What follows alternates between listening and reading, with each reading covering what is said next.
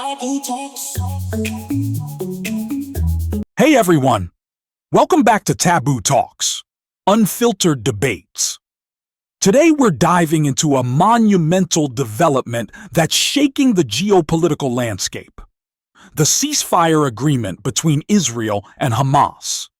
After 15 months of relentless conflict, both sides have agreed to lay down their arms, initiating a phased truce that includes the release of hostages and the withdrawal of Israeli forces from Gaza. But what does this mean for the region? And is this truly a step toward lasting peace, or just a temporary lull in an age-old struggle? Let's unpack this complex issue together. The ceasefire, brokered primarily by Qatar and Egypt with backing from the United States, is set to commence on Sunday. The agreement outlines a 6-week phased truce, during which Israeli forces will gradually withdraw from Gaza, and Hamas will release hostages in exchange for Palestinian prisoners held in Israeli jails. This deal aims to facilitate humanitarian aid and reunite captives with their families, offering a glimmer of hope in a region beleaguered by violence and despair. Celebrations have erupted in both Gaza and Israel, with people taking to the streets in a rare moment of shared relief. In Gaza, residents see this as a victory, interpreting Hamas's survival and the concessions gained as a form of triumph. In Israel, families of hostages express cautious optimism, hopeful that their loved ones will soon return home. However, beneath the surface, there are deep-seated concerns about the durability of this ceasefire and the challenges that lie ahead. Israeli Prime Minister Benjamin Netanyahu has accused Hamas of making last-minute demands, referring to it as blackmail, which has delayed the Israeli cabinet's approval of the deal. This highlights the fragility of the agreement and the mistrust that persists between the two parties. Moreover, hardline ministers within Netanyahu's government are advocating for the continuation of military operations, arguing that the war's objectives have not yet been fully achieved. International reactions have been cautiously optimistic. U.S. President Joe Biden and President-elect Donald Trump have both expressed support for the ceasefire, emphasizing the importance of humanitarian relief and the safe return of hostages. European leaders and neighboring countries like Egypt and Turkey have also welcomed the agreement, viewing it as a potential stepping stone toward broader regional stability.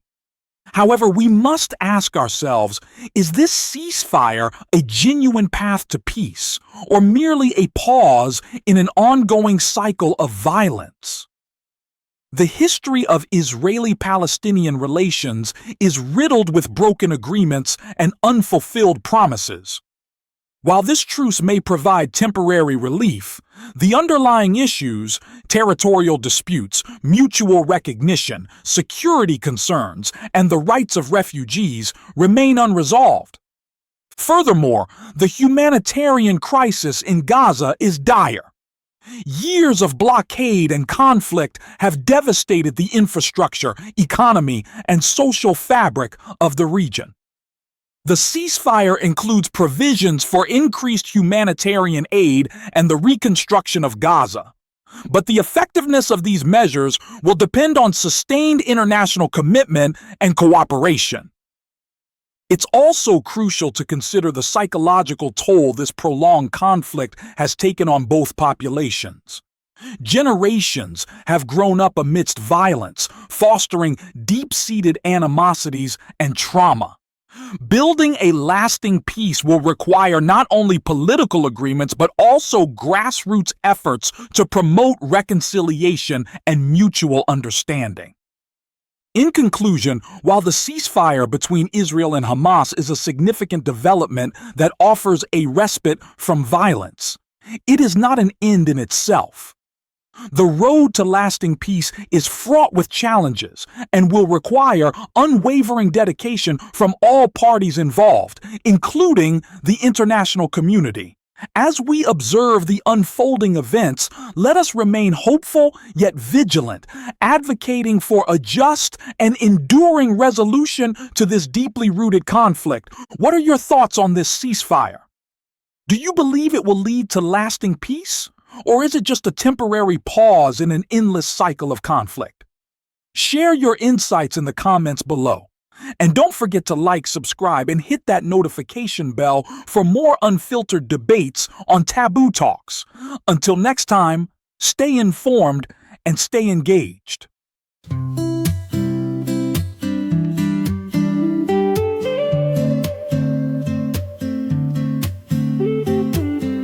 Taboo talks, we light the flame, push the boundaries, break the game.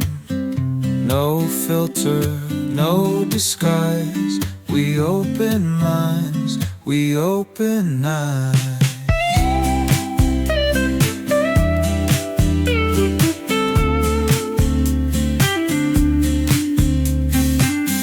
Taboo talks will carry on, challenging thoughts until they're gone.